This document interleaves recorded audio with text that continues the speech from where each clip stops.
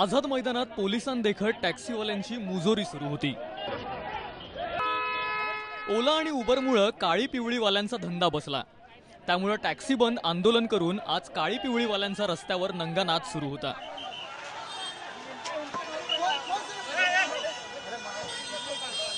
आंदोलनाचं कव्हरेज असणाऱ्या माध्यमांची वाहनही जय भगवान संघटनेनं फोडली।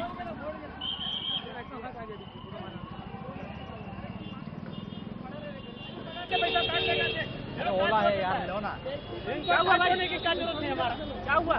हमारा काज तोड़ दिया सर, हमारे रास्ते में टैक्सी वाले उबर से हैं, ओला से।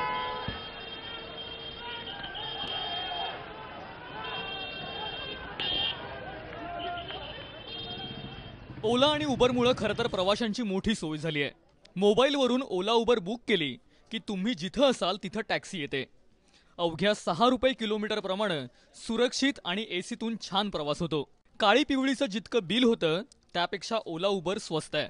गाडी स्वच्छ असते आणि तिचा मेंटेनन्सही नीट केलेला असतो। एकूण बिलापैकी 20% रक्कम ओलाला मिळते, तर 80% टॅक्सीवाल्यांना। टॅक्सी बुक केली की ड्रायव्हर कुठल्याही कारणानं बुकिंग कॅन्सल करत नाही।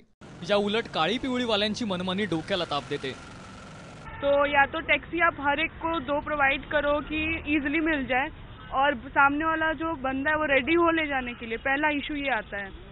बस का ऐसा है कि आप जा सकते हो, और टैक्सी का इशू होता है कि उनका नखरा, उनका एटीट्यूड बहुत होता है कि नहीं जाना है, नहीं करना है। टैक्सी वाला तो फट से आते नहीं है, दूर रहेगा तो आएंगे, नज़दीक में आते नहीं है, वही प्रॉब्लम है।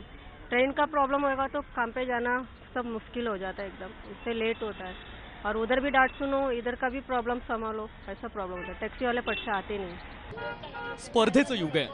जो उत्तम सेवा देईल त्याला काम मिळेल, पैसेही मिळतील, पण काळी पिवळीवाले त्यात सुधारणा करायला तयार नाहीत। ओला उबेर ही एक प्रायव्हेट कंपनी आहे। टॅक्सी ही एक शासकीय आहे, ज्याने आरटीओचं परमिशन आहे, गव्हर्नमेंटची मान्यता आहे। ओला उबेरला कुठल्याही प्रकारचं मान्यता नाही, त्याला कुठलंही टॅक्सी परमिट नाही, त्याला बॅच नाही, सगळं इनलिगल असल्यामुळं हे सर्व टॅक्सी बांधव आम्ही ओला उबेरच्या विरोधात आम्ही काम करतोय। आणि त्यांच्या ज्या काही ह्या चालक गेल्या 125-130 वर्षापासून जी टॅक्सी आहे ही टॅक्सी जिवंत ठेवण्याचं आम्ही काम करतोय। ओला आणि उबरनं देशभरातील 75 शहरात आपली सेवा उपलब्ध करून दिली आहे। प्रत्येक ठिकाणी कमी अधिक फरकानं असाच संघर्ष सुरू आहे, ज्याचं राजकारण तापू लागलंय। वैभव परब, एबीपी माझा, मुंबई।